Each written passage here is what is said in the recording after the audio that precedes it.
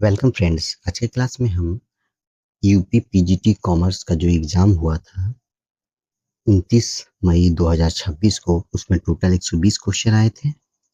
और आज क्लास 2 है जिसमें मैं और 10 क्वेश्चन डिस्कस करूंगा। इससे पहले मैंने 10 क्वेश्चन डिस्कस कर दिया है। तो चलिए क्लास स्टार्ट करते हैं। हमारा क्वेश्चन नंबर 11 है, provision for doubtful debts is made in the final account. Which principle support this, and which forecasting tools helps estimate future credit sale? Provision for doubtful debts जो financial account में उत्पन्न होता है उसे कौन सा principal support करता है और कौन सा फोरकास्टिंग टूल्स की सहायता से हम फ्यूचर सेल्स को एस्टिमेट कर सकते हैं। तो ऑप्शन नंबर ए है realization and time series analysis. Option B है double aspects and trend percentage. Option C है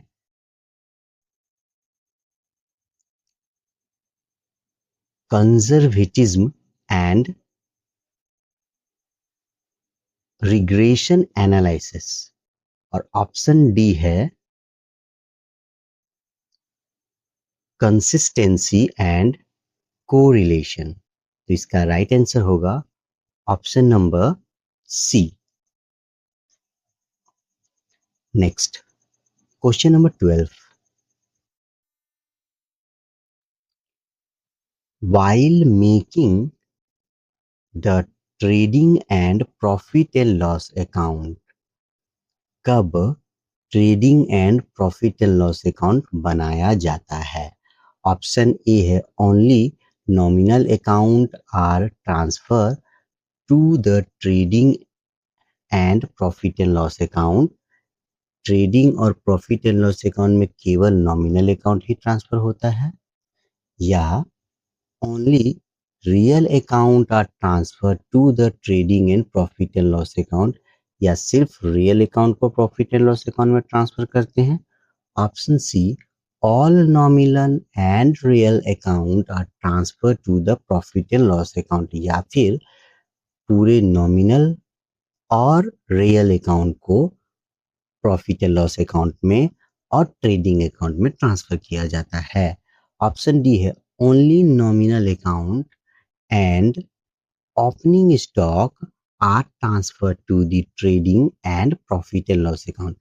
केवल नॉमिनल अकाउंट और ओपनिंग स्टॉक को ही trading and profit and loss account में ट्रांसफर करते हैं। तो इसका राइट आंसर होगा ऑप्शन नंबर डी, केवल नॉमिनल अकाउंट और ओपनिंग स्टॉक को हम trading and profit and loss account में ट्रांसफर करते हैं। Next question number 13, the cost of an advertisement is generally classified as। Advertisement cost को हम लोग जनरली क्लासीफाई किस में करते हैं? ऑप्शन ए है डायरेक्ट एक्सपेंसेस। ऑप्शन बी है selling and distribution overhead. Option C है प्रोडक्शन ओवरहेड। ऑप्शन डी है administrative overhead.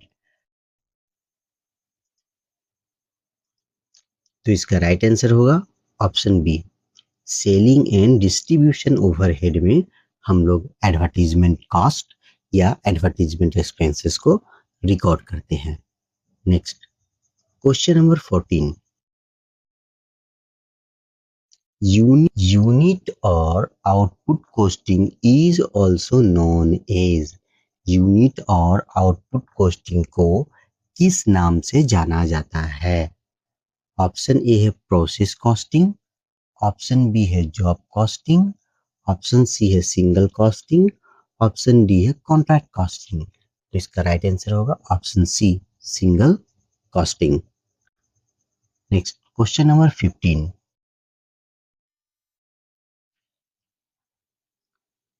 In contract costing, work classified represent contract costing में वर्क जो है वो रिप्रेजेंट करता है work completed but not approved by the contractor. Work पूरा कर दिया गया है लेकिन कॉन्ट्रैक्टर के द्वारा अभी तक अप्रूव नहीं हुआ है। Option B, work completed and classify by the contractor architecture and engineer.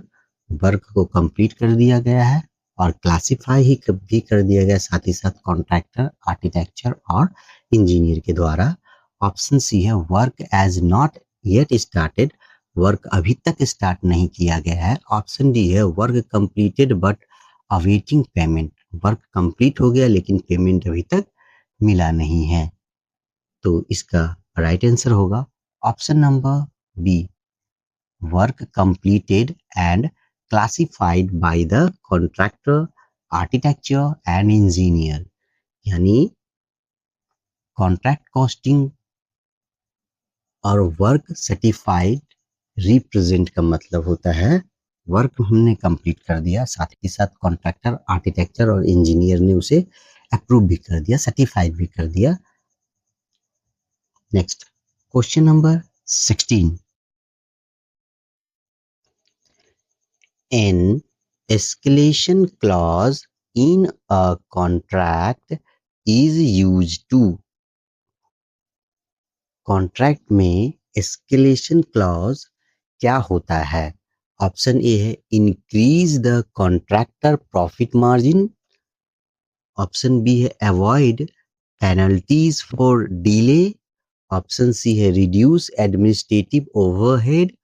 Option D है, safeguard the contractor against the increase in cost। तो इसका राइट आंसर होगा option number D, escalation clause का मतलब होता है safeguard the contractor against an increase in cost. Contractor की तरफ से यह निश्चित कर देना कि कॉस्ट और इंक्रीज नहीं होगा किसी भी काम में। Next question number 17, Which of the following is true about contract costing? इन सभी ऑप्शनों में से कौन सा ऑप्शन सही है जो कि कॉन्ट्रैक्ट कॉस्टिंग के बारे में बतलाता है?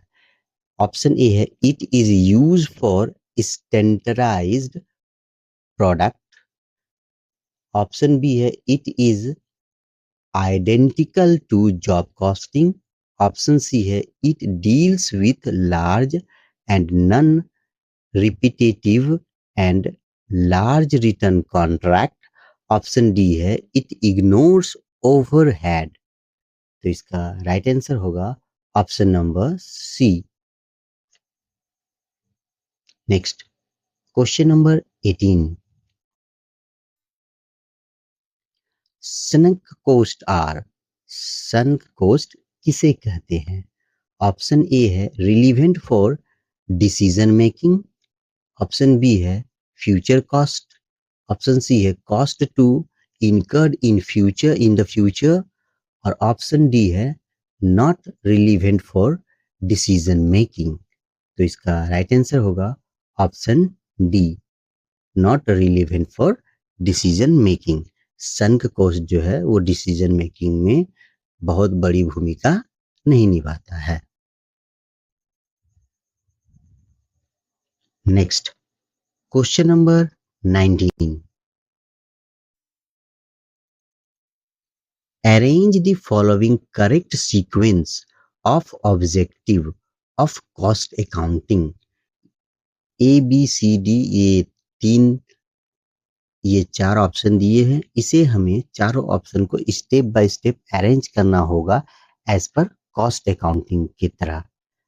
तो इसमें सबसे पहले होगा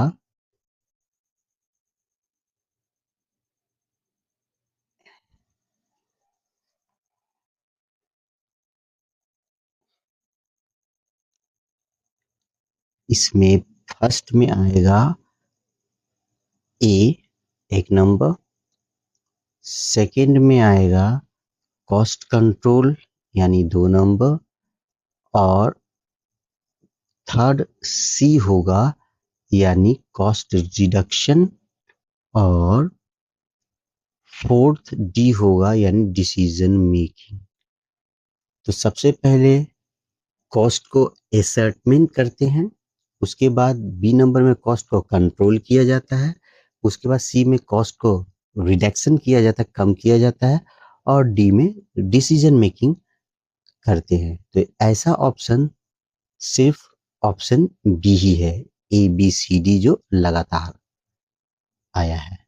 next question number 20। The sequence of step in process costing method is। Process costing method का सीक्वेंस क्या होगा स्टेप बाय स्टेप, यानी इन चारों ऑप्शन को स्टेप बाय स्टेप हमें सजाना है जो कि प्रोसेस कॉस्टिंग के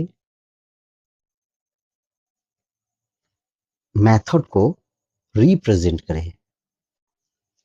तो सबसे पहले हम लोग क्या करते हैं, एक्सपेंसेस को रिकॉर्ड करते हैं, यानी एक नंबर ये होगा।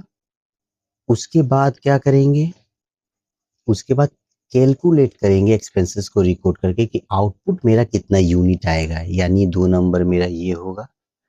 उसके बाद थर्ड में क्या होगा, फिर हम मेजरमेंट करेंगे कि मेरा पर यूनिट कॉस्ट कितना होगा, तो थर्ड में मेरा मेजरमेंट आ गया। और फोर्थ में मेरा क्या होगा, प्रिपरेशन ऑफ द रिपोर्ट, और लास्ट में प्रिपेयर करेंगे कि फाइनल मेरा कितना आउटपुट निकला है। तो यानी पहले सी ए बी डी, तो ऑप्शन नंबर सी करेक्ट है।